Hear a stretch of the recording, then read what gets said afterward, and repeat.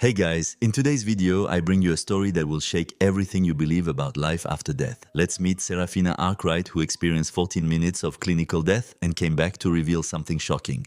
Heaven is nothing like we're taught. What she saw will change her view of what exists beyond our reality. Before we start, leave your like, subscribe to the channel and activate the bell so you don't miss any incredible content like this. Now get ready for a journey beyond imagination. My name is Serafina Arkwright and I'm here to share something that has completely changed my understanding of life and death. I'm not a religious person, nor even especially spiritual, but what I experienced during 14 minutes of clinical death transformed everything I believed I knew about our existence. I am an ordinary woman who lived an ordinary life until that fateful day of May 6, 2001. I was a university professor, married to Samuel, my partner of 15 years, and led a peaceful life in our house in the suburbs. The story I'm about to tell is not easy to believe. It took me years to fully process what happened. During those 14 minutes that I was clinically dead, I experienced the equivalent of 5 years in a place I can only describe as a dimension beyond our understanding. It was not the traditional heaven that religions teach us, with angels playing harps or golden gates. It was something much deeper, vaster, and more surprising than any religious description could suggest. Before that night, I was skeptical about near-death experiences. He considered them a product of the imagination or the result of chemical reactions in the brain. As a biology teacher, I always looked for scientific explanations for everything. But what I experienced challenged my entire academic training and my understanding of reality. I ask that you follow my story with an open mind. I'm not here to convert anyone or defend a new religion. I just want to share my experience as honestly as possible, even if some parts seem fantastic or impossible. What I experienced in those 14 minutes, or 5 years depending on your perspective, fundamentally changed who I am and how I see the world. Today, 23 years later, I still feel the impact of that experience in every aspect of my life. I have transformed myself profoundly, and my mission now is to share this knowledge with others, not to convince, but to offer a different perspective on what may exist beyond this life as we know it. It was dawn when everything happened. The clock said 3:27 in the morning when I woke up with a searing pain in my chest. At first, I tried to ignore it, thinking it was just a temporary indisposition. But within minutes, the pain became unbearable, as if someone was squeezing my heart with an iron fist. Cold sweat ran down my face as I struggled to breathe. Samuel, my husband, woke up to my groans of pain. I remember his face transformed with panic when he saw me clutching his chest, panting. He immediately picked up the phone and called 911, his voice shaking as he explained our location. Meanwhile, I felt my body becoming heavier and heavier, as if I was sinking into the mattress. The pain was overwhelming, but curiously, it began to give way to a feeling of numbness. My vision started to fail. First it became blurry, then it started to darken around the edges like a tunnel that was closing. I heard Samuel's voice increasingly distant, as if he was speaking through a long corridor. It was then that something extraordinary happened. Suddenly, I found myself floating close to the ceiling of the room. I could see my own body lying on the bed, Samuel holding my hand and screaming my name as the paramedics rushed into the room. It was a surreal feeling. I was completely conscious but separated from my physical body. I no longer felt pain nor fear, just a quiet curiosity about what was happening.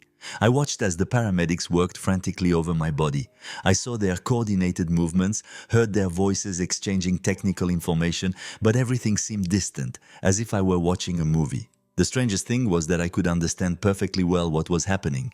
I was having a massive heart attack and my heart had stopped. It was at this moment that I noticed the blue orbs around me. They were like spheres of pure energy floating gracefully around the room. Each one emitted a soft pulsing light, with a core of white energy so bright it appeared to be alive. They weren't just lights. There was an awareness to them, a comforting presence that gave me a sense of deep peace. The orbs began to move in a more organized way, as if they were inviting me to follow them. Meanwhile, the scene in the room, my body, the paramedics, Samuel, began to gradually dissolve.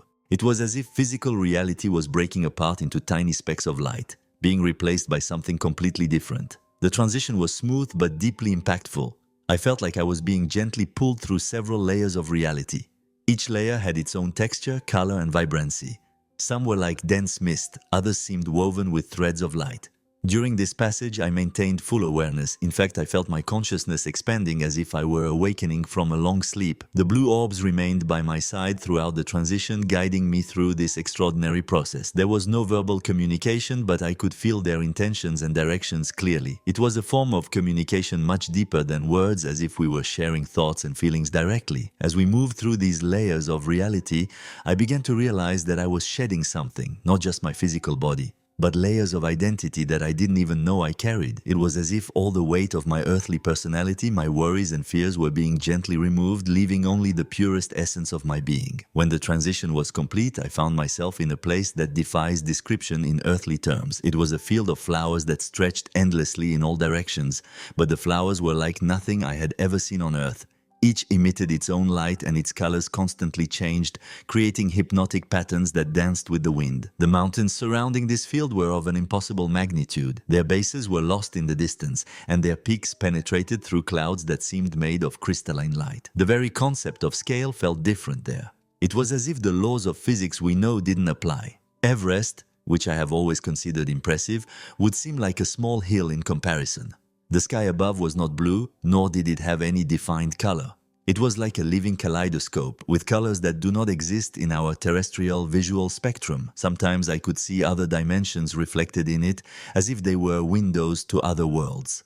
Light came from all directions, but there was no sun visible. It was as if reality itself was luminous. In this realm, I discovered that I could move with just thought. There were no physical limitations, but if I wanted to be on top of one of those colossal mountains, I just had to think, and instantly I was there. The feeling of freedom was indescribable. It was as if all the restrictions he knew in earthly life had been removed. The most extraordinary thing was how reality responded to my thoughts. When I imagined something, it would instantly manifest around me. There was no separation between thought and reality. They were the same thing. If I thought of a specific color, the entire room colored with it. If he imagined music, it would simply start playing in the air, coming from nowhere and everywhere at the same time. As I explored this extraordinary realm, I began to better understand how reality manipulation worked there. It was as if I had access to a form of instantaneous creation, where every thought materialized immediately. I discovered that I could change my shape at will. One moment I was a woman, the next I could transform into a bird and fly between those majestic mountains. The experience of time was completely different.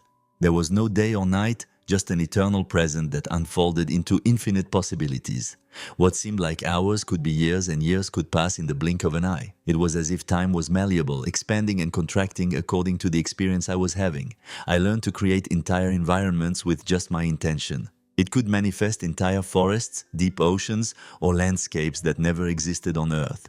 Each creation was incredibly detailed. You could smell the flowers it materialized, hear the sound of the leaves on the trees it created, feel the texture of the water in the rivers it made appear out of nowhere. The most fascinating thing was that these creations were not mere illusions. They were as real as anything I have ever experienced in physical life. I could interact with them in every possible way, and they responded in a completely natural and organic way. It was like being an artist with infinite power, where the entire universe was my canvas. During this period of exploration and discovery, I began to understand that I wasn't just playing with reality. I was learning profound lessons about the nature of consciousness and creation.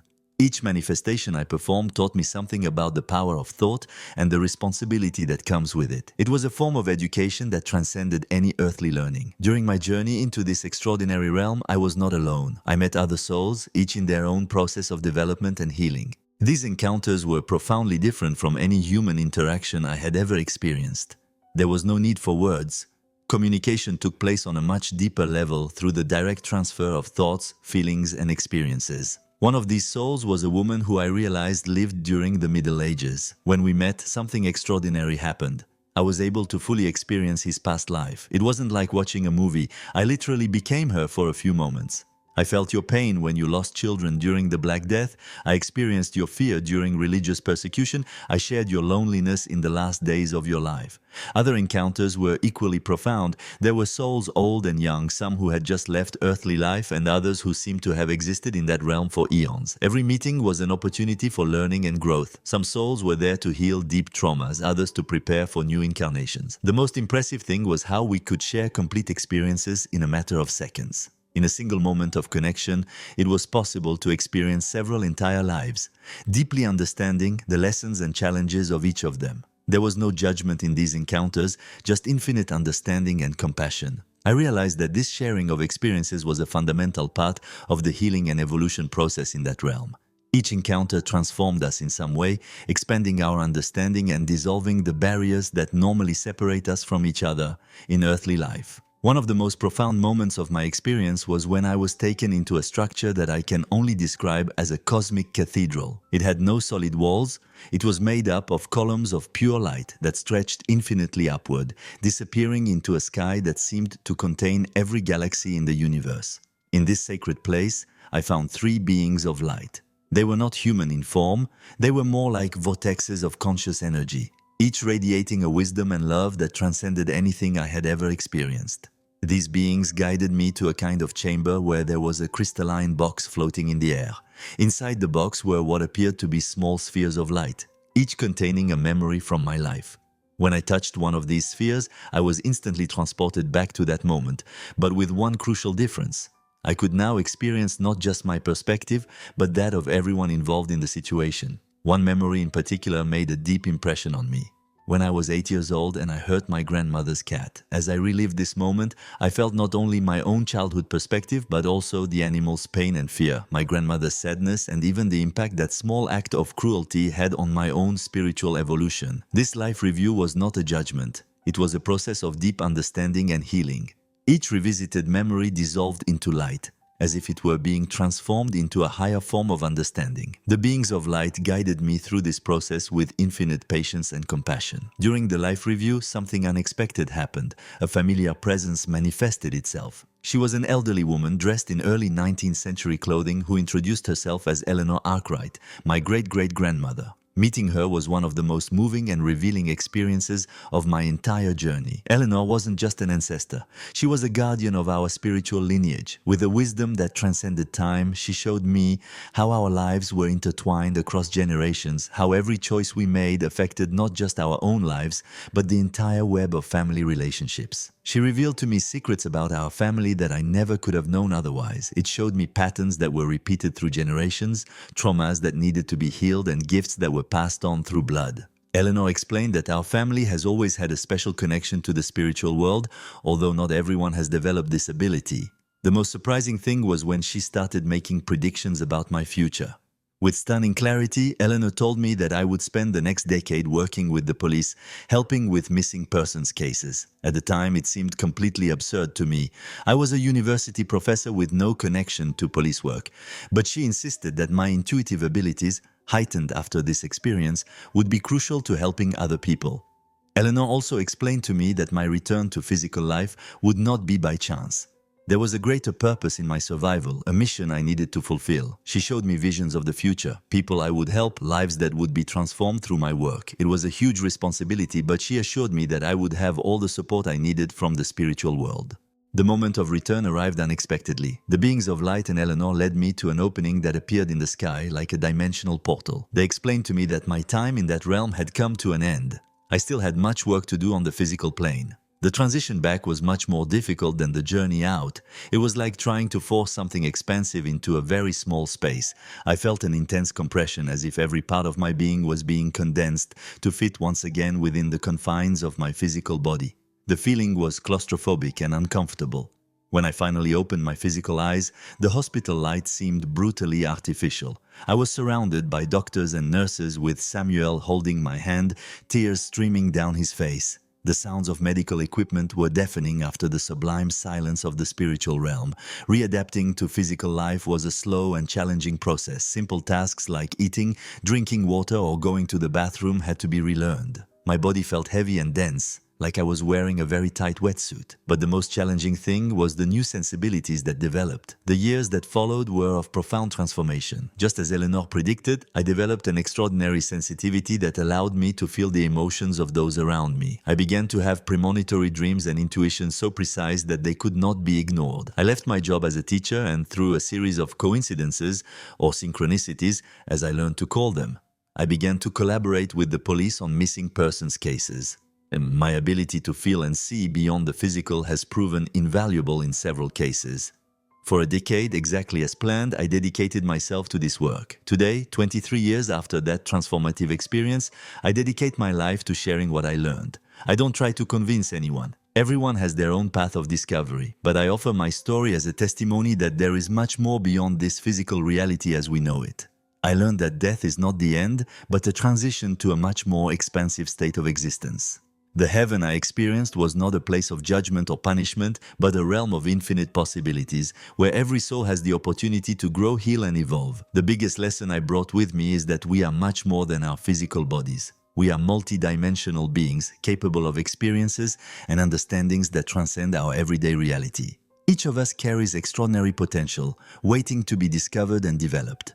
If you like this beautiful spiritual testimony, leave a like, comment on your impressions, subscribe to the channel, and don't forget to activate the notification bell to watch each new video and help us spread this message to a greater number of people. Until next time.